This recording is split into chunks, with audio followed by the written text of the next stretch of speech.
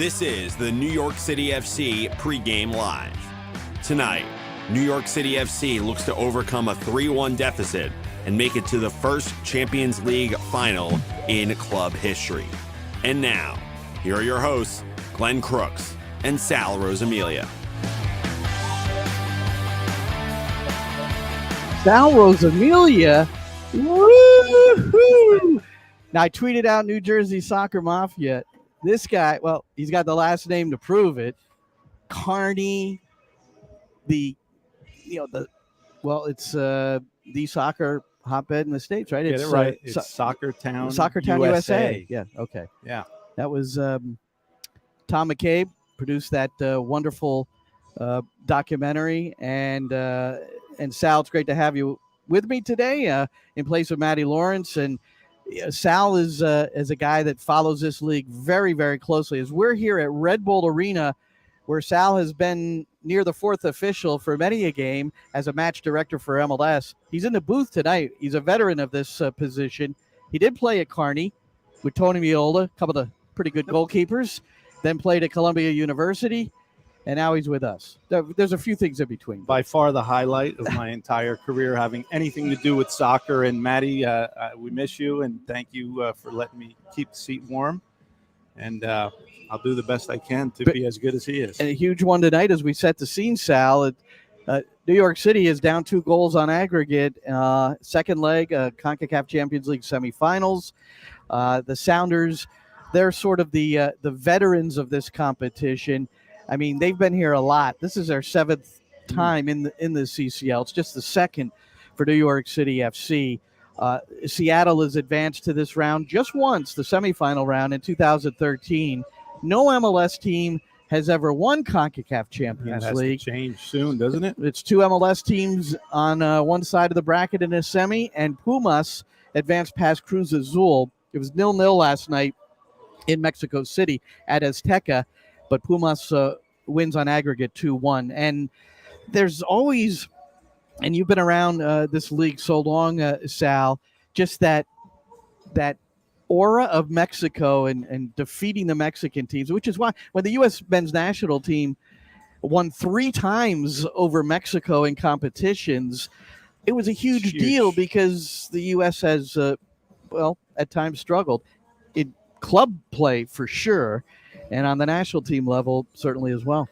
Yeah, in the national team we've seen most recently, as you mentioned, the U.S. is now beating and went to Azteca recently and came away with the draw as well. So the results are happening on the international level with the national team in the United States. It's time now for it to happen at the MLS level versus Mexico. And these 2 teams have as good a chance as any 2 teams have ever had in this entire competition. Yeah. You look at the talent level on both clubs, it's really just you can make a wonderful MLS all-star team just using both of these 2 rosters. And the good thing for New York City, for me, yes, they're coming in off a first leg losing 3-1, but in this Champions League, CONCACAF Champions League, remember, away goals do matter. So that one goal that NYC did score, we saw yesterday in Champions League, right? That's right. European Champions League, we saw Chelsea losing 3-1, then going on the road where away goals didn't matter and scoring 3 goals at Real Madrid with 15 minutes to go. It looked like they were going to get through, and then a late goal from Real sent to overtime, and Chelsea didn't get through. But that has to inspire hope here for New York City FC that only 3-1 down with an away goal, and it matters in this competition. A simple 2-0 victory gets New York City Football Club through tonight. Yeah, and UEFA Champions League, might as well mention it. It's Final 4 there. Liverpool advanced today, as did Man City. So another match in Madrid didn't have quite the same amount of fireworks. It was 0-0 today, so Man City advances 1-0 on aggregate. You would have expected maybe a few more goals in that one. And they were put under a little by Atletico. There were plenty of opportunities there. And near the end, I was listening to it on the way in on Sirius XM FC the second half, and they made it sound like there were a couple of close calls. There were, yeah there were. But interesting there, 2 Spanish teams. That's right. And 2 English Liga, teams. 2 Premier and here League we teams, have, 2 Mexican teams and 2 well, Pumas is through, so it's down to 1. But in the Final Four, it was 2-2 on either side of the bracket. But I think this is the best chance MLS has had. And having said that, I think going forward, it's going to continue to be a better and better chance for an MLS team to finally win Concacaf Champions League.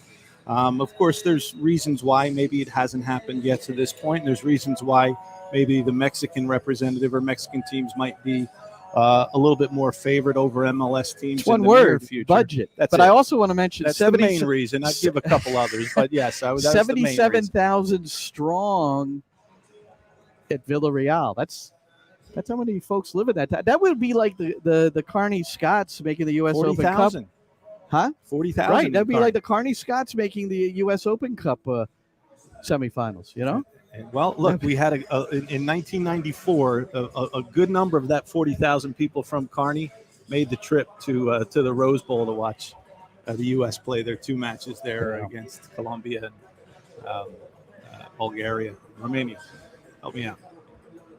I'm sorry. I'm sorry. I was looking ahead because we've got to get back to this Concacaf Champions. No, we can talk about anything, but we have some clips from Rony Dala, the head coach for New York City FC, from my one-on-one with him. The full interview will air on our live commentary, which begins at 8:45 Eastern tonight. The pregame show with Rony Dala, sponsored by Ford, and so you're down 3-1, and there's a couple of key players missing for New York City FC, while Seattle is almost 100% healthy. So the first thing I asked Rony Dala yesterday was about Maxime Chenot, the normal center back next to Alexander Collins, and then the playmaker, the guy who's critical to the attack, Maxime. Rony, welcome. If I could first ask a quick update on the injury front, a couple of regulars that missed the last one, Maxime Chenot and Maxime Morales. First, Maxime, who we know suffered some sort of a head injury or eye injury. Both of the players is out for the game, and we are not sure how quick they're going to be back. It could be a short time, but it could also be a longer time. It's injuries that is a little bit difficult to know now how they're going to heal. So I just have a sense, Sal, regarding Chenot. While on international duty with Luxembourg, he suffered this head injury, but it impacted his eye, and he lost his vision in his eye. We know that for a certain period of time, but there's been no particular update. But just listening to those within the club, and Rony Dala right there refer to it. I know he's also talking about Maxime Morales, but I'm sensing that it's a fairly serious injury. So I have no doctoral information on that. I don't have I haven't conferred with the physicians. It's just a sense I have from hearing some of the reactions within the club. And for Maxime Morales, it's a rib injury, and with him sometimes, he's 35 years old, and any injury you sustain, right? I mean, as you got older in your career, takes longer to recover. Yeah, sure. It normally takes longer, right? Yeah. First of all, of course, hopefully everything with Maxime eventually. Chenot will be okay. It doesn't look great at the moment. He's going to be out for a little bit of time, certainly tonight. So best wishes for a full recovery for him and Absolutely. an ability to get back to play. Talking about it from a soccer point of view, those are 2 guys for NYC that really are huge in a match like tonight because, as I mentioned earlier, a 2-0 win tonight will get New York City through. And I think the combination of Maxime Chenot and Alexander Collins is the best center back combination in all of MLS. So you're losing just a tremendous tandem, a great duo, and you have to keep Seattle from scoring. Part of that is they're complementary, right? So you're a goalkeeper. Absolutely. Yep, you're a goalkeeper, and those guys in front of you are so important. And I just so think you would know. They're the glue. I trust those 2 guys. I think are the best 2 center backs in the entire league. And if you're going to get through after this second leg tonight, you most likely are going to have to shut Seattle out, right? That's your goal going in. You're going to have to keep it to 0, and not having Chenot for tonight's match is huge. On the other end of it, you also know that you have to score at least 2 goals to get through. And Maxime Morales is somebody that can individually. So when another team, an opponent, knows that they can lose 1-0, they can lose by less than 2 goals and still get through, you think they might be defensive at times. Well, why don't you answer this question from Jason Calixto. He said, do you guys think that New York City has a chance without Chanot and Maxey? Well, I would say, of course, they have a chance, but I think they have a above average chance. Just looking at it again, knowing the quality of Seattle and the history that they have in Concacaf Champions League, you have to give them all the respect in the world.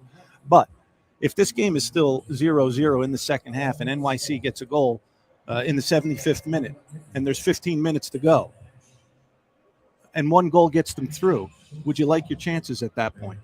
I would say absolutely. So is there a chance? Yes. And is there above average chance? Yes. We talked about in the very beginning of the Open. Who thought that Chelsea would go on the road at Real Madrid in the second leg there and score 3 goals by the 75th minute? Right. Certainly not me.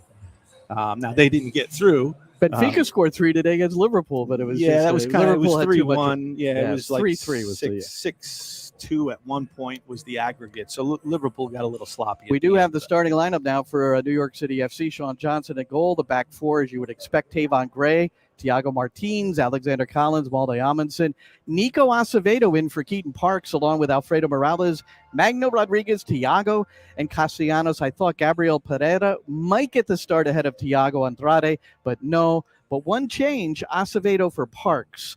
2 different kind of players. Yeah, both going to probably play in the 6 role for sure. In the 4-2-3-1 that Rony Dala will go with again today. So it's the exact same lineup that we saw in the previous match, with the exception of Acevedo in for Parks. So,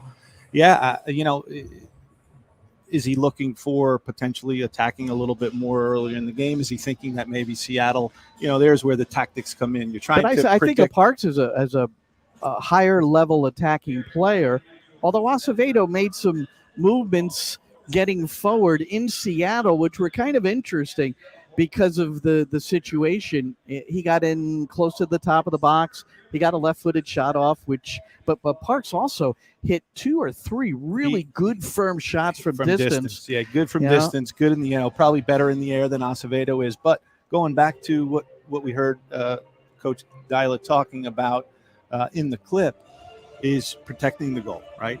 Playing defensive. So, and if it's 0-0 at halftime, they still have a chance, absolutely. So it's the tactical part of it, the strategic part of it that coaches are trying to figure out. What's Brian Schmetzer going to do? Is he going to maybe sit back a little bit, look for a counterattack and try to relieve some pressure? And that's where you're trying to figure out if a change is going to be made. But the change you're looking at, I think, is a great piece to come off the bench, depending on how maybe the first 45 to 60 minutes plays out.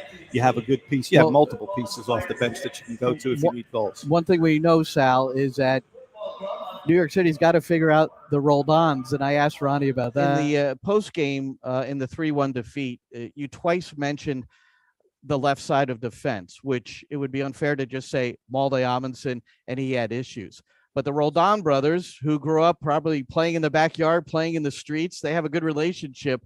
But Seattle was able to get those overloads, which you really like for your side, too. 2 versus 1 on the switch. What are some of the things maybe you can accomplish to prevent that from happening quite as frequently? That's very clear, all the tasks there. And as you say, it's about individual things and how they cooperate on the sides together. You have to move your legs, you have to run, you have to talk, you have to organize. And if you're driving in the dark and in the nights and you're tired, you sometimes do reaction and decision a little bit too late, and that's what I see in this side. We know exactly how to deal with these kind of things. It's just is one thing. We can't stop every cross that's coming in the box, but we also have to defend better in the box. So we were a half a yard away from situations, and that's something we have to do differently tonight to win. We need to stop crosses, to deal with the sides, but also we have to be good in the box and deal with all the crosses that's coming. So that's main thing. But also we have to play more. We have to play better with the ball, so we attack them instead of they attacking us. Yep, and that goes back to Maxime Chanot to me. They had a lot of service in that game in Seattle. Obviously, Ronnie feels there'll be more energy tonight, stepping to the ball sooner, and maybe fewer crosses, especially for the right side of the Seattle attack. But Chanot is one of the best defensive headers in the league. Attacking headers, He has not always produced, but defensive headers, you can never question his strength in the area. What do you think? It's a huge void that NYC has in the area. And again, what they have to do is try to keep Seattle pinned in a little bit more. But talking about the overload, perhaps the change to Acevedo gives the Callens a little bit of flexibility to move wide and help Amundsen out a little bit. And Acevedo then becomes the more defensive player in the center of the field to try to get it. Just trying to figure out what the strategy is. That could very well be it, just to be able to deal with the roll-ons and then let the other, 4 players, figure out, or 5 players figure out the attack. That first half and that first leg was really tremendous from both sides. It was a great game. 45 minutes. It's a great Seattle game. scored 2 great goals off of connections in and around the box, 2 good finishes. And Joe NYC Tollison, did as well. but Joe Tollison, who does our TV play-by-play for the Yes Network, and is my boss, program director, Sirius XMFC. But we had a conversation, and I think sometimes when we do commentaries, Al, and this is a fault, is that we look at New York City FC and try to sort out, what's going on? He said that's one of the best team games he had seen in all the time he's been watching MLS, which is 1996 for Joe, that Seattle played that well. Rony Dala agreed when I brought that up. And sometimes you just, they're at home and Rui Diaz was back, Ladera was back, and man, they were awesome. They were wonderful. Right? They were clinical. But look, and this is what you expect in a semifinal. You expect great teams to be here. And these are 2 teams, if you look at their MLS records, maybe not off to a great start for either side. Right. But when you add in the extra schedule and the extra games and having to start early and the fact that both have gotten this far, certainly Seattle's coming in on a great stretch, right? 6 games straight. Six without it, in all competitions. That's right, man. NYC has picked their spots, and we expect both of them to go on nice runs as the MLS season goes on and get into the playoffs and do their good things as always. We expect from these 2 clubs. But these are 2 good teams in Concacaf semifinals that are playing really well. And NYC matched that on the road with Seattle for that first 30, 35 minutes. Even into halftime down 2-1. Yeah. I thought they felt they were in really good position. They were playing really nice soccer, both sides. Great 45 minutes. And then, giving up that 3rd goal hurt. But the away goal, I think, is going to be a factor at some point tonight. And the fact that they were able to get a goal on the road can be huge. Well, and Rony Dala agrees with you. And then here at Red Bull Arena, where New York City has played a number of their home matches, especially in the last couple of seasons, generally speaking, on the other side of the river in the Big Apple, New York City, the supporters have not come. Will they tonight? We're not sure, but listen to knowing exactly what you have to do, the circumstances of 2 legs. Is that helpful? And does it alter your thinking at all? Like maybe you manage the game at halftime differently depending on what the score is. I'm not sure. Well, I have to do that. We have to be, of course, offensive in our mind, but at the same time have to defend good and do those things well as well. But we are playing at home in front of our fans, and we're going to make it very difficult for them. And we need everybody to come and support us, and then we can make history here. So a bit of I wouldn't call it a plea, but a strong request from Rony Dala for supporters to, sometimes, and I've made this point, sometimes a 7 p.m. kickoff here makes it difficult for people who work.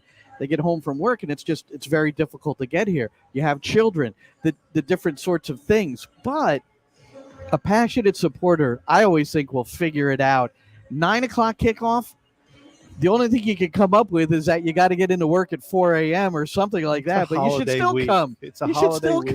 It's Champions League work. You can work and can hold off till next week.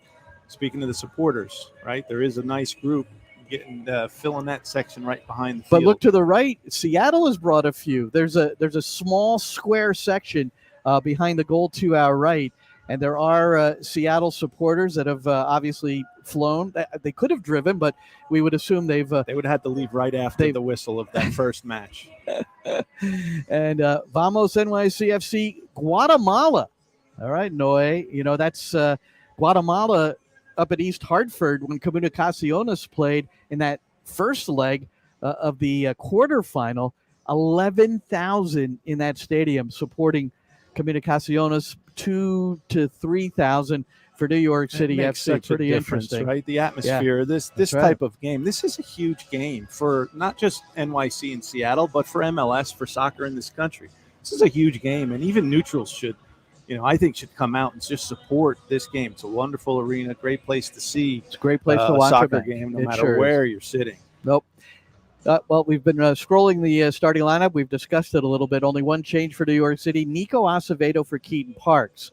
Meanwhile, Seattle, Nuhu is in for Kellen Rowe, and then everything else is the same for them, and why not? Wow. Who would you change from that lineup? And they were awesome last week, and to help us review that, Chris Soconus in. And Chris, you heard us talk about what a high-level match that Seattle played, and New York City with that important road goal. But tell us what you think about the club, that first game with Raul Ruidiaz, Nico Ladera, healthy and back in the lineup. They're looking pretty powerful at this point.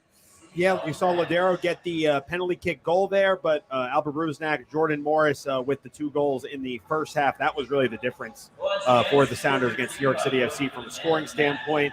Rony Dala, I think, sort of summed it up in his pre-match press conference that he had yesterday, where he said he felt New York City FC were in control for 80% of the match, and it was just ultimately those moments that made the difference for Seattle, which you guys were talking about as well. The stakes are what they are. New York City FC need a 2-0 win or better to advance the Concacaf Champions League final. The away goal rule in effect, of course. Chris, forgive me 1 second. Have you muted yourself by any chance? I'm trying to unmute you, and the audio. Yeah. There you go. We have the feedback on my laptop because I'm connected to your board, so I don't know where the feedback's coming from. Sounds good to me. Yeah. Right No, you sound good. It's just it says you're muted on that's because it's my on the computer. broadcast. Okay. Yeah, Okay. no, don't worry about that. Continue. Sorry, Yeah. this is. No, you're fine. You're fine. I'm a top flight engineer. Go ahead. This will all be edited for the real broadcast later on. Sure. Yeah, it's not live. So go ahead, Chris. Continue. This is just a practice semifinal. Forgive me. I didn't want you wasting all that energy. No, you're fine. You're fine. Just start all over again, Chris. yeah. Go ahead. So at the end of the day, New York City FC need a 2-0 win or better. Away goals pending, of course, to advance to the Concacaf Champions League final. And that sort of leads into what Seattle brings to the table. Ryan Schmetzer was asked about how he feels the back line, how he feels his back line has been able to do and should be able to do in terms of building out of the back and getting the ball up to the midfield where they can create for guys like Raul Ruidiaz. And here's what he had to say. I mean, staying compact is defending, opening up, and having confidence to play out of the back under pressure sometimes is challenging.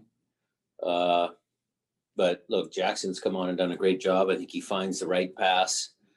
I think he's been a plus. Javi's decent. Kellen did a good job last game. Alex obviously has quality there. So it's been good. And then the other change in the lineup, Nuhu, as you mentioned, returning to the Sounders lineup. He missed the first leg, which was an absence that we talked about in the pre-match pregame show. As being against Seattle, that obviously favors them, and Brian Schmetzer addressed that as well. But Nuhu certainly brings, a strong defending acumen to the game. Kellen did great. How we line up 4 or 5, some of those little nuances you guys will see on tomorrow night. But we'll plan on defending well. That's a good team. Yeah, and from the how many coaches use these 2 words together? Defending acumen. I mean, that was pretty good. But go ahead, Chris. I mean, I'm not saying there's coaches that have a good vocabulary. Of course. I'm just saying. Yes, you don't often hear that. Yeah, Glenn Crooks is pretty good at that. Will you explain it to me? Yeah, I will during the game broadcast. starts. Yep. Yes, sir. Yeah. All right. Carney's best right here. Okay, good. In any case, midfield saw the return of Nico Ladera, as we mentioned in the open, to Champions League action in the first leg of the semis after a month-long absence due to an injury. Alvarezna was also available for the media yesterday. He was asked about the return of injured players like Ladera specifically in terms of the midfield, but also Raul Ruidiaz up top, and he said it's been a major boost for that group. It's also the last 2 games have been the 2 games that we kind of have everybody back. We were missing few important players. It's not the same, let's be honest, but once you start to have the whole group back and, train more together and play more games together, because that's really the key thing, only the more games we'll end up playing together, the better it will be.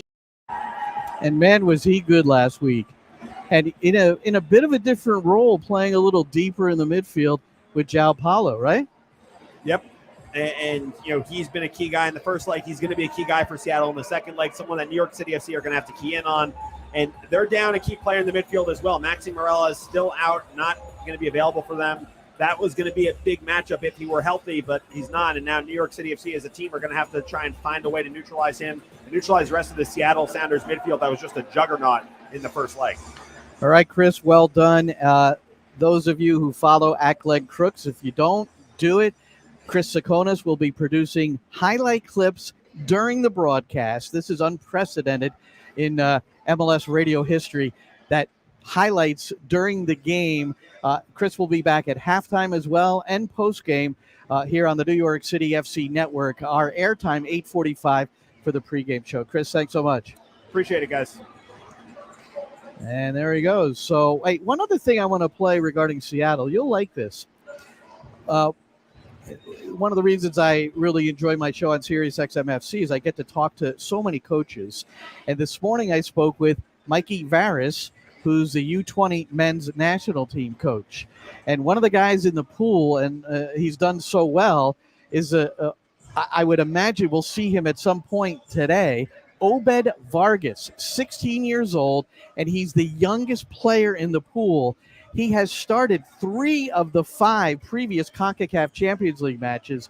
You'll hear some of this, but this is a portion of my interview with Mikey Vargas, about Obed Vargas. Tell us about this kid. What's your report? I mean, he had a successful. You talked about this trip to Argentina, 2-2 draw with Argentina, their U20s, and then he defeated River Plate 5-3, and he scored a goal in that one. Correct. Obed's first of all, he's a fantastic human being. From a mental perspective, clear values. I mean, he's 16 years old, but he's mature beyond his years. He's lived away from his family. This really matures young people, but he's got a clear vision for what he wants out of life, and he's got a very honest and authentic perspective. So he doesn't ever overinflate his performance. He's just very practical about how he sees things, and he fits into our culture perfectly. And at the end of the day, Obed is stepped up at every occasion, every challenge that we've given him. He's stepped up, even when he hasn't had the best performance, and we've told him, his response has been the right response. And these are things that you look for in players. And Obed's the perfect example that age has nothing to do with this U20 roster or with with the men's national team. We have the youngest men's national team to qualify for a World Cup in a long time.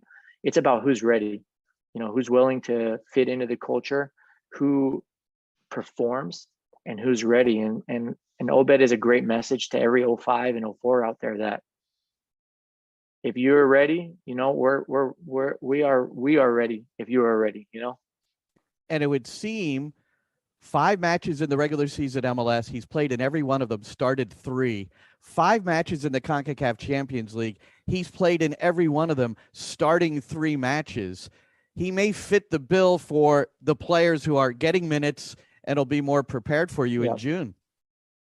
Yeah, 100%. 100%. And he fits from our cultural perspective with us perfectly. He's a really good person. He loves learning, and man, he steps up when it comes to tough competition is when he plays his best.